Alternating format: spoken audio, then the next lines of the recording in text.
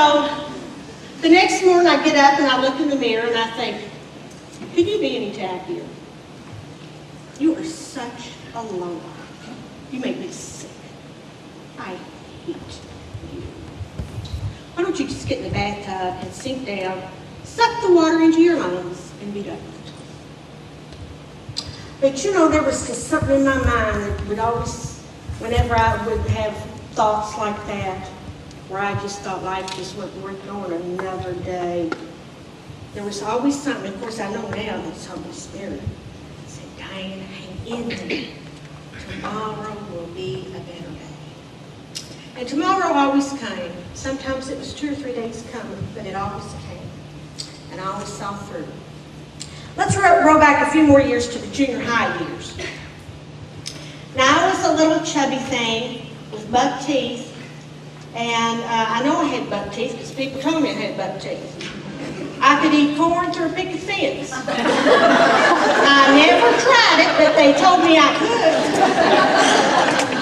Can opener teeth, that was my favorite one. And of course the fat things, I'm not even going to tell you what they are because some of them don't need to be mentioned in church. But so I was picked on a lot, and I was beat up some too. So one day in our neighborhood, we were all up at the stump. In our neighborhood, this one house had 2 low brick walls, or stone walls, that framed the entrance to the driveway. And I don't know why we called it a stump. It wasn't a stump, but that's what we called it, and that's where everybody in the neighborhood hung out, was at the stump. So there's about 15, 20 of us there, ranged from 1st grade up to 12th grade. And I'm around junior high, and I'm sitting there, and I'm sitting beside my friend, and she's a couple years older than me. And all of a sudden, she turns to me and slaps me right in the face. And I'm stunned, because we weren't even arguing. And she just slapped me. Well, people started laughing. And so she slapped me again. And I'm still like, I was flabbergasted. Why was she doing this? Well, of course, now as an adult, I realized that what she was doing, she was trying to establish her Betty Bad Butt status. She wanted people to think she was tough. And so about the 3rd slap, I heard people were still laughing, but heard a couple of people saying, Diane, hit her back. You know, you just hear this little voice every now and then, and you knew they weren't liking it. But most of the crowd thought it was funny. You know, as long as they weren't getting hit on, they might as well laugh at the victim. And about the 4th time she slapped me, I come up off that stoop. And I tore into her. I'm a Tasmanian devil on her. And by the time I got through with her, she was holding her clothes on, walking home saying, I'm telling Mom, she's going to sue you for ripping my clothes off. I said, you tell your mom. My mom will beat your mom up.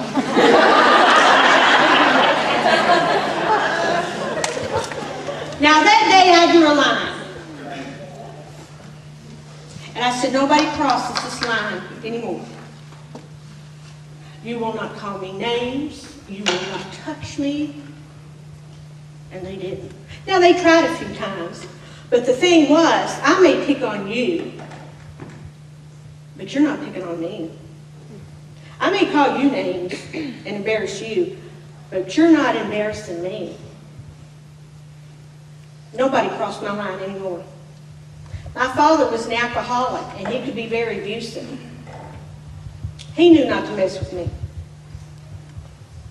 Don't cross my line. I don't have it. Let's go back to my favorite time. I was a little girl, and as far back as I can remember, I was aware of God. You know, even psychiatrists will say there's a part of your brain that has religious thoughts. It's kind of reserved for religious thoughts. And if your brain gets to malfunctioning, that's when you may end up with some kind of religious psycho. But there actually is a part of your brain that is reserved for religious thoughts. The God spot. So as far back as I can remember, I was aware of God. I knew Him and I liked Him. So we weren't a church-going family, So any church bus that comes through the neighborhood, I'd hop on. I was non-denominational.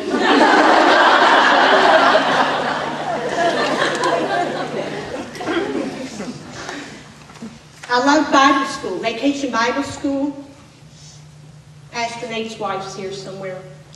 I loved Vacation Bible School. The crafts.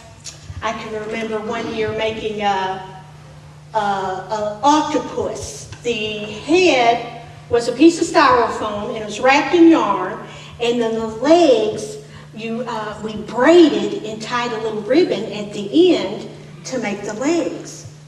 It was so adorable, and I can remember I'd make my bed and I'd put that octopus on the pillow and I'd spread those legs out, you know, with the little ribbons. I love that. And the game time, Red Rover.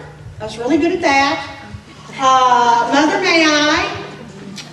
What's the red light, green light? I taught all my kids those games. They knew those games before they knew how to play Mario. And of course, y'all can probably guess what my favorite time was. Snack time. Snack time. Oh, those cookies and Kool-Aid were to die for. And I got the queen of cookies right here, Sheriff Pam. We had actually, at Christmas time one year, we knew she had a freezer full of cookies. And my husband, I didn't have a thing to do with it, but he sent the preacher's son over there to take cookies out of her freezer. I said, Tony, what have we come to? We're stealing cookies from the pastor's wife. Sometimes I'd try to slip through the line twice, you know, to give me an extra cookie. Sometimes I'd make it, sometimes I'd get busted. Vacation Bible School. Listen, if you're a helper in Vacation Bible School, you just remember there's children out there that will always remember your service.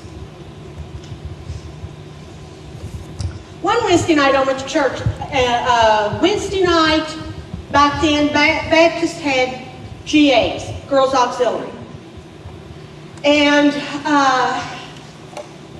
this church was in walking distance, and it was springtime, so I went to church, went to GAs. And I had on my favorite outfit. The skirt was kind of a diamond pattern with blues and greens. And the shirt was striped with yellows and blues. And it was my favorite outfit. I just loved it. I just felt kind of, you know, lighthearted in it. Well, somebody pointed out that that wasn't really the thing to wear to church. That was really, and they came down pretty hard on me for wearing something like that to church. And so I looked down at it.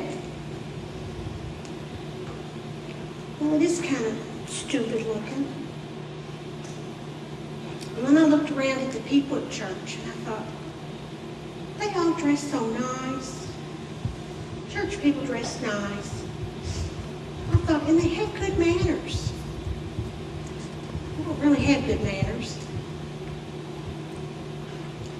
I don't think I'm a church person.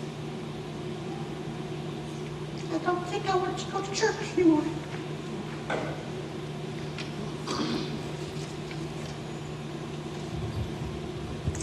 Now let's go back to the future. To another favorite time. 1981, I was 23 years old. And my sister-in-law and her family started going back to church.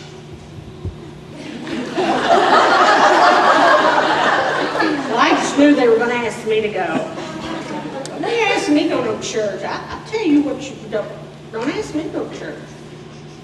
Well, time went on, they didn't ask me to go to church. Oh, well. They must not think I'm good enough to go to church. They won't ask me to go to church with them. Well, then my little nephew, and this was before I had my children, so all my motherly instincts got taken out on my little nieces and nephews. I just spoiled them and played with them, and my little nephew, he was so cute. He was about 5 years old, and he had really curly hair, and he was just adorable. And he was really into Star Wars at the time.